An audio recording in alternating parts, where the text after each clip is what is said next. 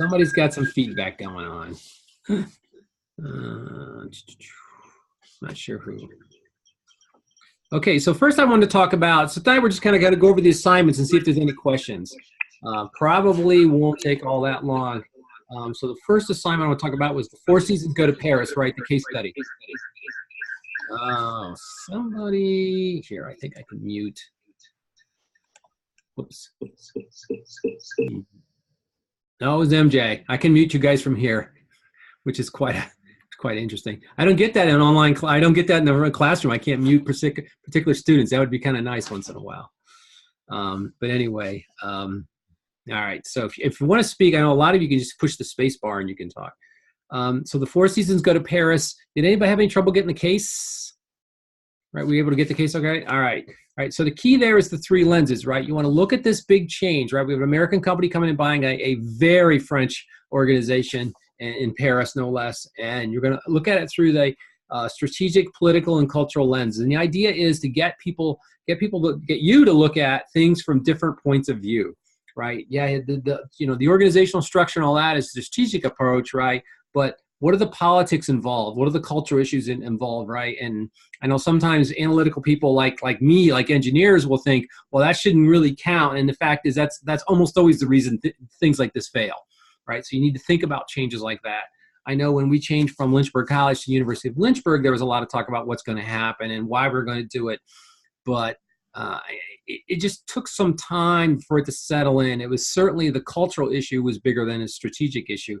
Changing the name of the organization is not that big a deal. Changing all the signage and all that, that's just a matter of making it happen, which, by the way, it still hasn't happened all through the organization, but stuff takes a while to work out the old stuff. But the cultural issues and the political issues are certainly a big thing. So the alumni are throwing their weight around, trying to throw some political clout behind not changing the name. Some of them anyway. Some of them are all for it.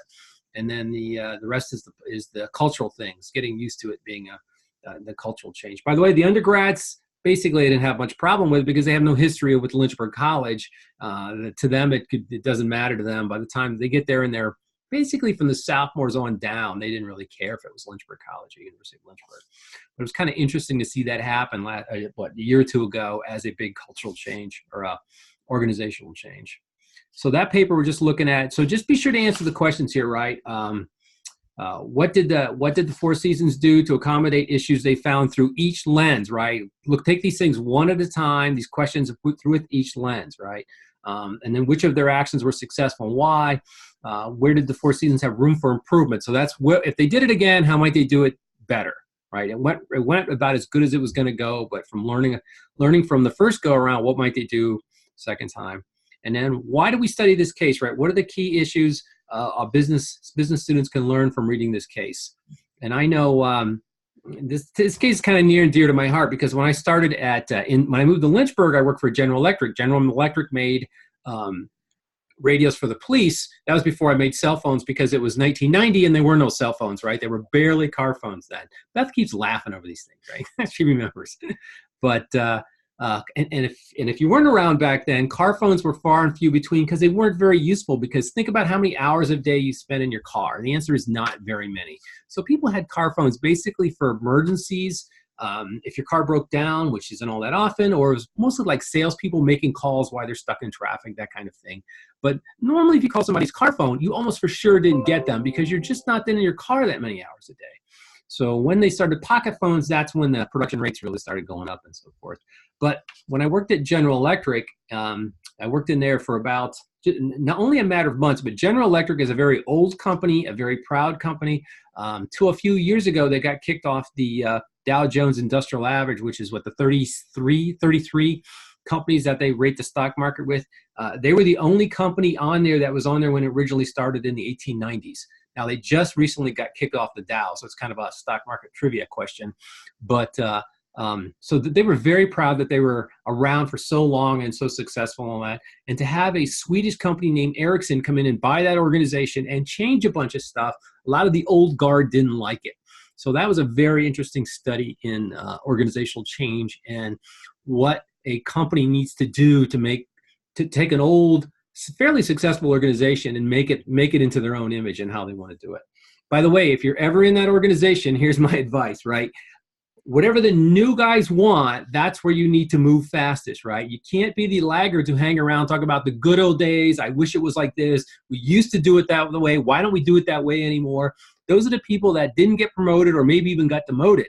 Like the new people that were excited about the new, let's give it a try. These guys, they're successful in Europe. It's 100,000 people. They're the AT&T of Europe. Let's try their way of doing things. Those people did well. Those people that they weren't stuck in the past. They weren't stuck in their old paradigm. They were ready to try something new. And those people generally did pretty well working for Ericsson. And tell you the truth, since I had just gotten there at GE, I wasn't stuck in the old mindset, so I was able to jump to the new way of doing things pretty quickly.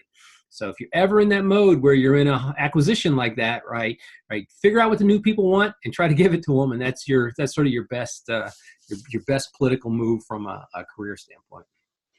Okay, and then I'm looking for in that, right, just a paper, not a presentation. I sent out an email recently on that, and so 5 to 8 pages double spaced, right? So answer the questions.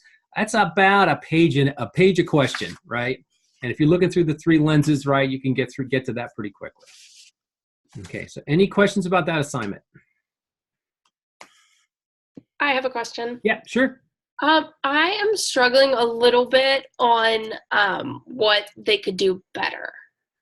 Okay. Do you have any insight you could give?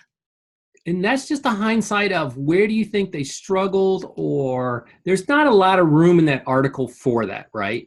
Okay. But I always like to ask that question at the end. Whenever I did a project as a project manager, whatever, if we were going to do this again, how might we do it so it was better, right? The whole idea of debriefing and taking lessons learned is an important one. Okay.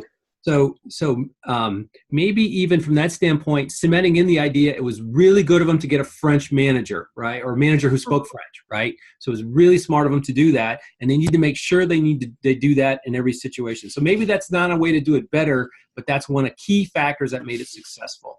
Okay. And maybe what they did work, maybe you ask the question, should they do more of it or sooner or whatever? Okay. So I would agree. There's not a lot of room in this article on talking about how things might have gone better. Okay. Thank you. Sure. Good question. Any other questions? Okay. All right. So the other assignment I wanted to talk about was the big project, the diagnostic project, right? I talked about this in the last class meeting.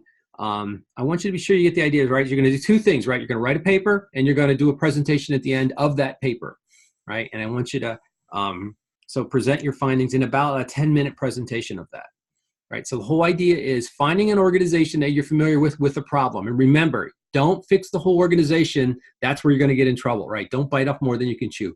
Pick a certain corner, pick a little piece of the pie, pick something, right, and talk about what's going on there. So it could be a department with bad morale. It could be an inefficient process in the company. It could be, pick one area of the company. Now, it doesn't have to be someplace you currently work. It could be someplace you were familiar with in the past. If you need to change the names to protect the guilty, right, perfectly fine with that. You don't have to tell me, what organization is, right? Particularly if it's University of Lynchburg, right? You don't need to tell me that, right? But if you do, that's okay.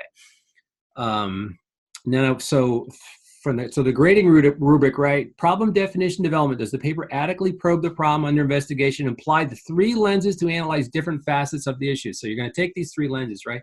Strategic, political, and cultural, and apply those to this issue. So maybe strategically there are no issues. It's just a big political problem. There's this big political hassles going on. Right, so you need to talk about it from those 3 lenses and examine it, because often what I find when people don't use those 3 lenses, the problem is where they're not looking. That's why it's a problem, right? They haven't looked at that angle and they haven't fixed it. They haven't fixed it because they haven't found the problem. So they're looking at it the wrong way.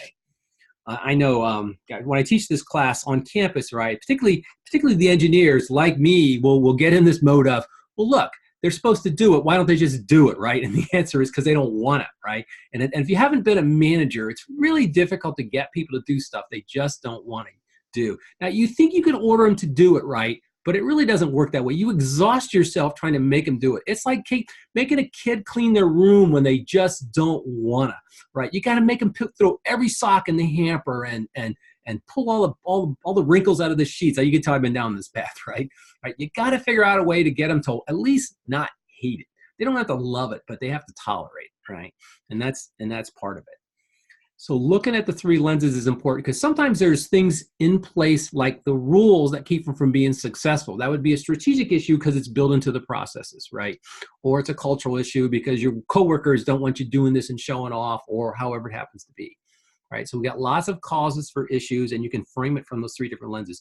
And I guess the point I want to make is it might not be all three lenses that are the problem. It might be just one or two of the lenses. It doesn't have to be a problem in terms of all three lenses. All right. So the second bullet for this is professionalism, right? Is the paper clearly written, and is the presentation up to snuff, right? So this should be a pretty good presentation. I've seen people try to, just because it's online, and they kick back and sitting cross-legged on the bed and try to make a presentation. Try to make a little. Doesn't have to be a formal presentation, but it should be. But it you should put some work into it and make it look pretty decent. Organization, is the paper structure apparent and easy to follow? Is it clear? Do you build up your ideas? Do you explain the problem and then enter in with the solutions and so forth? And the last one was presentation. Is it professional, clear, informative, and appropriate visual aids? So you can use Zoom to record it. Some people like to use other things they're more familiar with. As a reminder, on Zoom, you can share your screen. So what some people like to do, and a lot of people do actually, they make PowerPoints, and then you should click on the share button. If you can see this, you click on the share button, and then it gives you the different windows on your screen. So you can pop up, what do I have here? This is the Moodle page, I think. Oh, is this the schedule? Oh, this is the rubric. This is what I'm reading from, right? So this is the description of the assignment, right? So you can pop up a screen on your laptop and use that as your PowerPoints. Right? And at the end, you hit stop share up here at the top, and you go back to this, right? So we can record that. And for some of you, if you have trouble setting up a time with me for this, actually, no. What I'm going to do is, that's right. We're not going to do that anymore. We used to try to set up times and do this live. It was very difficult for me to find a time to do with everybody. So what I'm having people now is just record it and send me the link. So I will tell you, actually, I need to write a little thing how to do that, because we can post it on YouTube, and that seems to work pretty good. That's how I'm doing mine with you. So I'll write a little thing to do that. Let me make a note to do that.